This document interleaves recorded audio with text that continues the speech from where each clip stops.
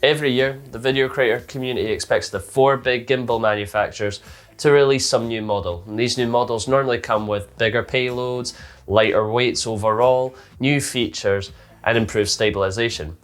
But I want to tell you today that you shouldn't be getting gimbal envy and shell out hundreds for the newest gimbal, especially when there are so many gimbals now that over the last couple of years that still have a place in your camera bag. And today I'm going over why the Feiyutech A1000, you could pick these up for secondhand and they might still hold up. But let's see how it does in 2019.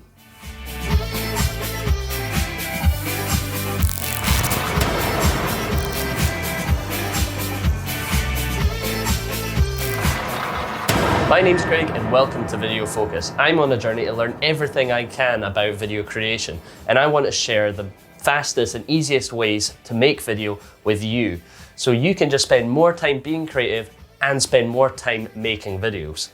So if you want to learn how to make video and you're a photographer, a video creator, a journalist, a marketer, make sure that you join in on the Focus video production crew by hitting the subscribe button and tune in for the next video where we're actually going to be looking into fast ways to edit video in Premiere Pro. But before that, we need to see whether the Feiyutech A1000 holds up in 2019. Gimbals are an easy access to give you movement in your video, and they are a lot of fun to use. So what can I tell you about the Feiyutech A1000? Well, it was discontinued 18 months ago. I picked mine up for about £160. Second hand nowadays you can get for about 140 to 160 in the UK and about 200 to 240 in the US. But let's take it out into a real life environment and see how it actually is and whether it still holds up to expectations and what you can actually get out of this gimbal.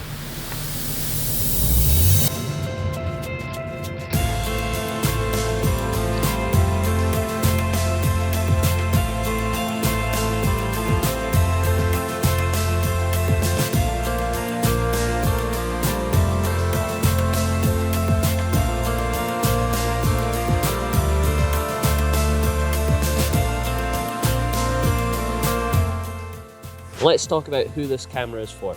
This camera is for somebody with a really light setup. So if you're traveling or if you've got a very small kit to begin with, somebody with a kit lens and a small mirrorless camera body. It can hold 1.7 kilograms. Next, the roll axis is offset, which means you've got a clear line of sight to the screen on the back of your camera, which means that you don't have to flip out your screen to the side, making it easier to balance.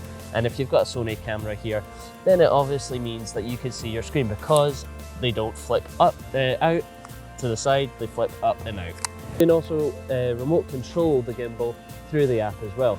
And this just connects through Bluetooth, which is built into the gimbal and works with most smartphones. I have never been out with this gimbal and had the batteries cop out on me, unless I've forgotten to charge my batteries. This can stay charged for about 11 hours. Because this gimbal has been on the market for so long, you're not shy of a few gimbal accessories that you can buy that offer different functions in terms of two handles for gimbals, an undersling handle like this one here, get the tripod legs, which I think should be a must with most gimbals these days. They should be standard, and it really does help make it easier when you've been filming for a long time. You just need to put it down when you need to balance your gimbal. With a bit of practice, you can get some really simple shots here. Simple shots will add a little bit of emotion and movement to your story and keep your viewers engaged in your video for longer. So if you're liking to do tracking shots, dolly shots, panning and tilting, then this gimbal will fit the bill. And with a little bit of practice and a little bit of memory, you can access really easy to use functions just from the back of the gimbal without even having to touch the phone. Before we go on how the A1000 compares to newer gimbals that were released this year, I want you to let me know in the comments below, what gimbal are you looking at? Tell me what your budget is and what you're thinking of using it for, and I'll point you in the right direction.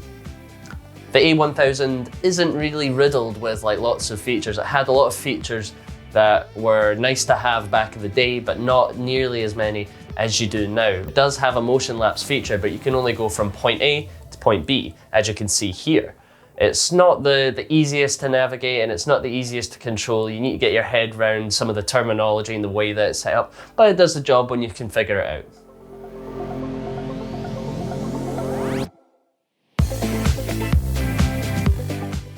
I think I've mentioned this twice now, that it's not the easiest to balance because there is no locking mechanisms. And again, if you've got a heavier rig, then it's going to be even harder to do that.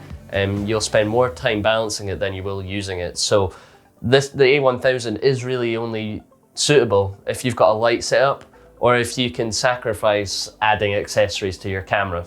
And in the end, I think like if you're adding accessories to your camera, you might be overcomplicating things. Like the whole point of a gimbal is it's supposed to be light, speedy, and you're just filming. You don't need accessories to make it good. If you just think smart about how you're filming and what you're filming, you'll get a much better result from the camera, the gimbal, in your footage, and in the end it'll help your story. You're quite limited to how you can interface with the gimbal when you've not got your smartphone. You've only got indicators for battery, which is very useful, but you've not got a screen to tell you what mode you're in. You have to remember a series of blinking coloured lights to figure out whether you're in mode 1, mode 2, or mode 3. You also can't really customize these profiles, which is something you can get in newer gimbals as well. So really all you've got is a shutter release button if you've got a camera that's compatible with the shutter release feature, the power button, which you can use to switch between modes, and 3 LEDs and a joystick. That's pretty much all there is to it. Oh, and the locking button on the front, which you can use to recenter your gimbal as well as put into full lock mode.